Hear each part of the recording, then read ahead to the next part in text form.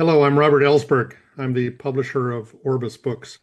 I'm very happy today to be joined by Jim Douglas, a veteran peacemaker, indefatigable researcher, writer, and incidentally, I have to say one of my heroes. I first read Jim's first book, The Nonviolent Cross, over 50 years ago, and I can honestly say that it changed my life. And I think that Jim has been changing lives for over half a century, right up to the present moment.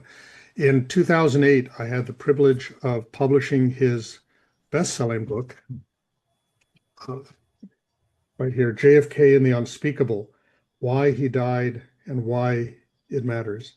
The product of decades of research, as evidenced by the thousand footnotes, among other things. Even before its publication, it had garnered endorsements from the likes of Mark Lane, Marcus Raskin, and some of the foremost students of the JFK assassination who agreed that it was a landmark book, or as Guyton Fonzie, former staff director, staff investigator of the U.S. Select Committee on Assassinations, put it, by far the most important book yet written on the subject.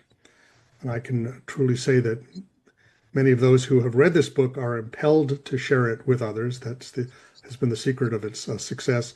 One of those who recommended it was Yoko Ono. Another important fan early on was Oliver Stone, the movie director, who brought his copy of the book to an appearance of the Bill Maher show, and he held it up and said, "Every American should read this book." And the next day it shot to #4 on Amazon, which at the time I didn't even know what Amazon hardly was. But the subtitle of the book was an important key: Why He Died and Why It Matters. In other words, this was not primarily a whodunit book about the JFK assassination. Instead, Jim built a convincing case for the motive of his death, tracing the sequence of decisions over the course of JFK's presidency, by which he steadily moved from being a solid Cold Warrior to becoming absolutely determined to end the Cold War and move the world toward peace. And for this, he came to be regarded by elements of the military-industrial intelligence establishment as a traitor and threat to national security who needed to be eliminated. As for the question why it matters, that's one of the things I hope we'll be able to get into today. But now, 18 years later, Jim has written the book many of us have been awaiting for decades. Advanced copy of it here: Martyrs of the Unspeakable: The Assassinations of JFK, Malcolm, Martin, and RFK. The death of all of these great martyrs of the 1960s, as he shows, were essentially connected, all designed or orchestrated by the same forces and for the same reasons: to strike down those whose message of peace and justice threatened the national security state. That's now a much longer introduction than I normally provide, but I thought it was important to give a little bit of the background of the book we're discussing today, and why it's so important. So that all behind us. Welcome, Jim, and congratulations on completing this masterpiece. Well, thank you, Robert, and congratulations to you, because there would be no such book were it not for you as my editor and publisher. Well, it pays to stick around for a long time. And some of us work for a long time. Some of us wait patiently for a long time. And both of us have been rewarded and crossed the finish line together, I'm glad to say. Now, most of your earlier life you've been known as a very fearless peace activist and one of the most eloquent writers about nonviolence. I wonder if you could just say a little bit about what drove you into this new line of research that became really it's occupied decades of your life now. I think maybe two things in particular. One was Dr. King's assassination, because my students at the University of Hawaii at the time compelled me to join them by their example. And that changed my life, becoming a peace and justice activist, not just a professor of it. But secondly, when I wrote a book number of years later for you called The Nonviolent Coming of God, book for Orbis. I was researching Jesus of Nazareth, and I learned how to do historical research through that, and that directly led me to the assassinations of all four of these people, because it made me go more deeply into Dr. King's assassination, and then John Kennedy's and Malcolm's and Well, Martin, RFK's. I think a lot of people, reading your book, come as a revelation to discover just the kind of stakes that were involved in Yes. Kennedy's administration, and that many people still would think of him as a kind of a figure from the Cold War, but to go into the series of kind of steps, for instance, his refusal to play along with the CIA plot at the Bay of Pigs, Yeah. where they tried to kind of extort him into providing air cover for this invasion of Cuba, which he was determined not to do. And afterwards, said he was going to break the CIA into 1,000 pieces. But then Splinter them into 1,000 pieces. Scatter them to the winds. the key, the empire struck back in that case. But then the key story of the Cuban Missile Crisis, Yes. which has been remembered and told in various ways, but making it very clear how this was a kind of wake-up call for Kennedy about the stakes in the Cold War and the nuclear, standoff between the U.S. and the USSR, and actually kind of came to feel more trust with his adversary, Nikita Khrushchev, than the kind of more bellicose elements of his own administration, and took, was willing to take tremendous risks to undo the risks that he had helped, Yeah. to set in motion, Khrushchev as well, and that we're all, kind of here alive today because of that choice. But many people did not see in his administration, not see that as a great victory for peace. They saw it as a great betrayal, and of their plans, right? Well, the story of the Cuban Missile Crisis, which actually takes up the entire last chapter of the book that we're talking about now, is a foundation of my faith in the power of God, or if you put in another dimension of the Buddha, it is grace. It is grace that we even exist today, because had he not turned to his enemy, and his enemy Nikita Khrushchev not turned to him, we'd be in a nuclear wasteland. There wouldn't be any Earth. And that's an untold story. I can think of hundreds of people who could have investigated that better than I, but they chose not to. I think it's the unspeakable, what Thomas Merton referred to as the unspeakable. It's where we don't want to go. And I'm still, kind of in a state of wonder that somebody didn't write this story far earlier. It's been out there. There's huge documentation available. There's all these witnesses that I interviewed that were around, and they're the members of the administration. It's all out there. So why hasn't somebody else written this book before me? I don't know. Well, that's one of the motifs that runs through, the kind of theme of the unspeakable. Yes. What are, the forces that, first of all, that don't want us to know the story. Yes. But the mechanisms they use for preventing us from asking these kind of questions.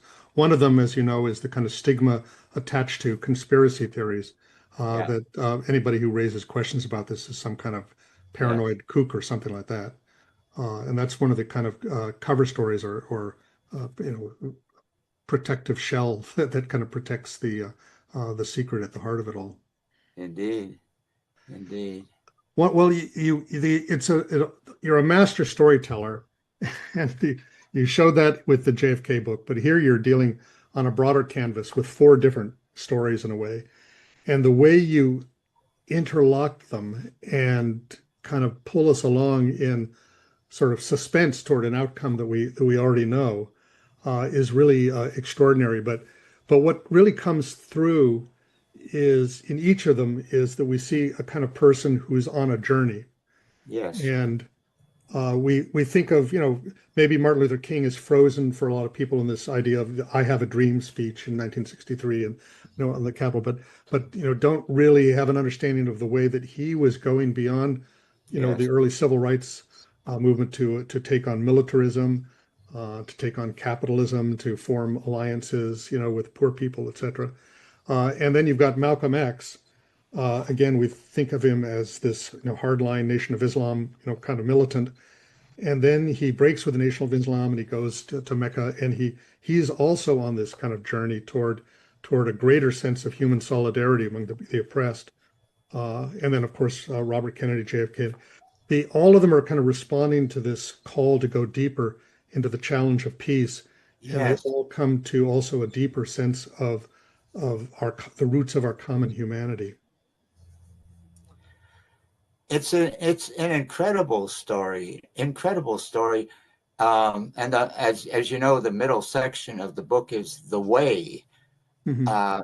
and each of them is on his particular personal way. But that way, as the story develops, by the way, this isn't where I wrote an outline of a book and I'm following an outline. It was an experiment with truth. I've tried to explain that at the beginning of each of my books. I'm a disciple of Gandhi, who's a disciple of Jesus, and it helps that he's a Hindu, so that sort of breaks open the whole the whole experiment with truth. And so all I did was follow the evidence and follow the leads. Mm-hmm. I did not calculate how to write that book. And as you know, as my editor publisher, you made critical suggestions toward the end. Well, you might want to reverse this or that. I view that as providence and a beautifully insightful editor publisher who looks at something and says, yeah, well, you might want to twist this a little bit. And that's part of the process too. That's the experiment with truth. I mean, and thousands upon thousands of literally of researchers did work on this before I ever got to it. I'm a very late comer, 1990s. My God. I mean, these things happened in the 60s. So all these good researchers, all I tried to do was connect the dots. Well, you didn't just do it in the library. I mean, you've put in a lot of No. time interviewing, Yeah. all the living witnesses that you could do, Yeah. and really gaining the trust of people, and as well as, of course, building on the little pieces of the research that other people have done. But the way it comes together, the shape of this is really extraordinary. So they're all on a journey, and they all get to a point where Yeah. they kind of cross a line where now Yeah. they are too much of a threat to the system. Yeah. And that each of them kind of came to that point. RFK, when he actually wins the California primary and is Yes. on his way to being nominated as the Democratic candidate for president, and that was something that would have been, so the assassination of RFK really was the second act of the assassination of his brother. They both had to die. They both had to die. There are two big whys. The first is of course, why are they killed? Mm-hmm. But the second, that's more key in a way, is why are they willing to live in such a way that they really know they're going to be killed? And there are very explicit statements by both of them, which I cite in various places, to telling colleagues or even telling their enemies, like Kennedy telling Georgy Bolshakov, Khrushchev's agent in Washington, that he's going to be killed if he keeps working with Khrushchev the way he is. And Robert Kennedy saying that to Georgy Bolshakov and saying, doesn't Khrushchev understand that the risks my brother is taking in order to talk to you behind the scenes and negotiate, keep us from having a global war? So there are these two whys complementing each other. The why of why the national security state is getting ready to crush them, but why are they willing to keep on going, knowing that? That's incredible courage, coraggio, as Kennedy wrote in his book, Profiles in Courage. Profiles in Courage. Yeah, you've got Bobby Kennedy. I can't remember what civil rights figure that he says something about how there are guns between me and the White House, something like that. Is that something? Yeah, he says that to his representative for the wait a minute. He says that to the guy who's King's representative in Washington for the Poor People's Campaign. Right, yes, right. He says that, right. And then you've got Malcolm X in the White House. Yes, Malcolm X says it's a time for martyrs now, and if I'm to be one, it will be in the cause of brotherhood. That's the only thing that can save this country. What a thing for Malcolm X to say 2 days before he's assassinated. And it's in Life magazine the next week. And then it's sort of wiped out. Nobody cites that statement. And people don't associate Malcolm X with, the cause of brotherhood or something like that. They it's a divisive, and martyrdom. And he's stepping out from his podium, in front of the podium, as the murderers are moving forward to shoot him, especially the guy with the shotgun. He's stepping out in front of his podium and saying, brothers, Mm-hmm. It's truly an amazing story where people don't act according to their categories or their caricatures that we've received through our mass media. For me, from the beginning, one of the really illuminating stories for me was the assassination of Bobby Kennedy. Yes. Because forever people have, imagined that there was some sort of conspiracy behind JFK, and it doesn't. It's not so hard to think of Malcolm X and Martin Luther King, clearly targeted by the CIA and the FBI. But I said to you, well, RFK, surely we all know he was killed by Sirhan, right?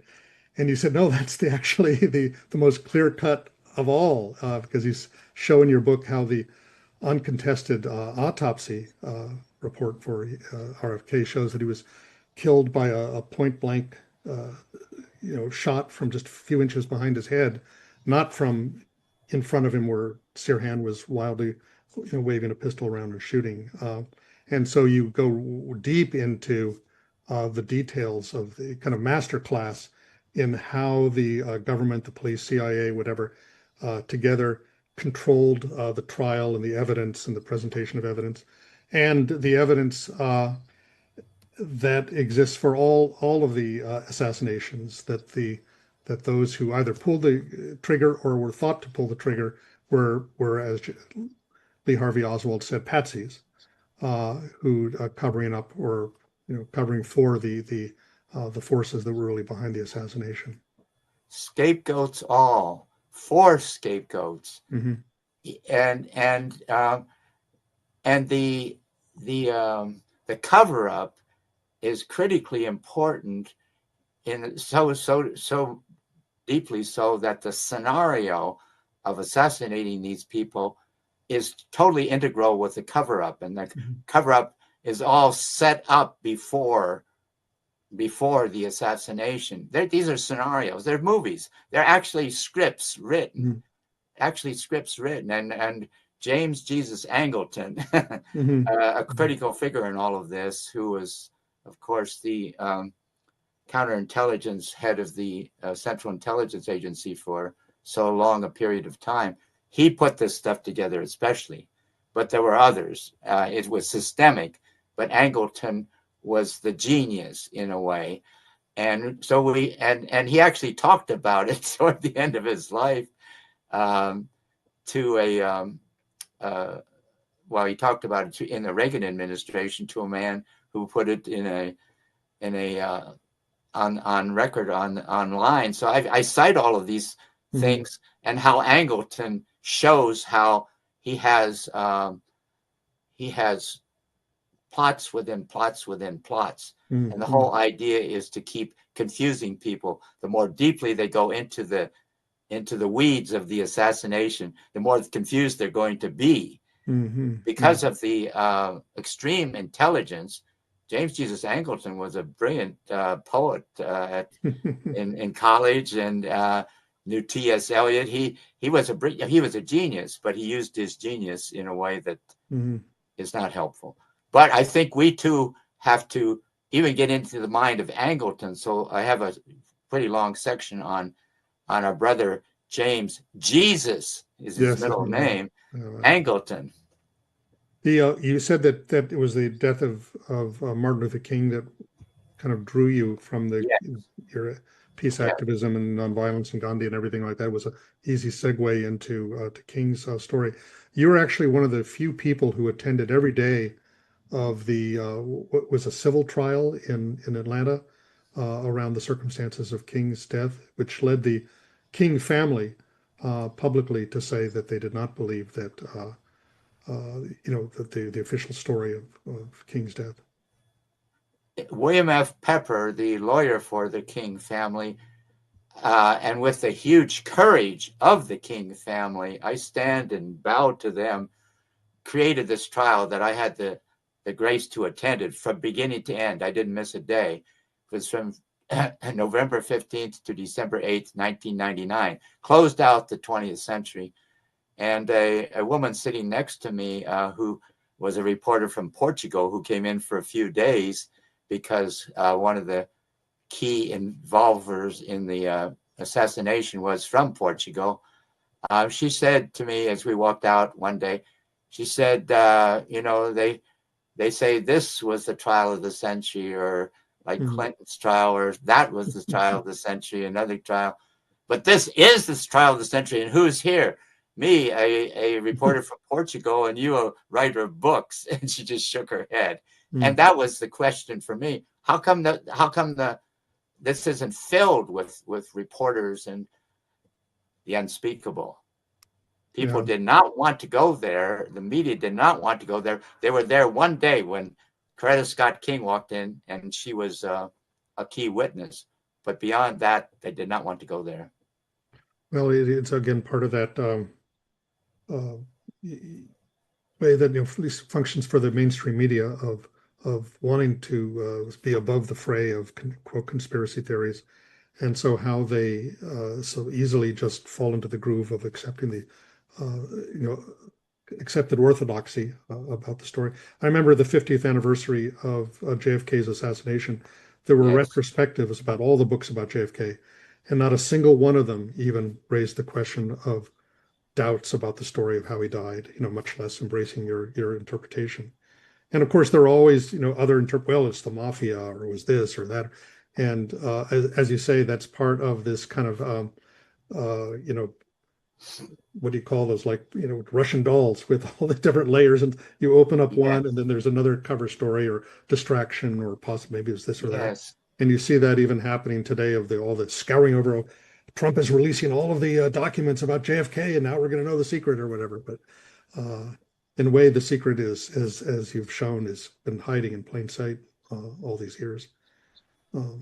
But the way you put them all together, tell that as one story, is obviously I think the really great and unique contribution of your work. Well, it's our story. It's not something that happened in the 1960s simply. It's our story. It's the story of humanity, and it's a story of how we're meant to live, to choose life, to choose the life of everyone on this planet.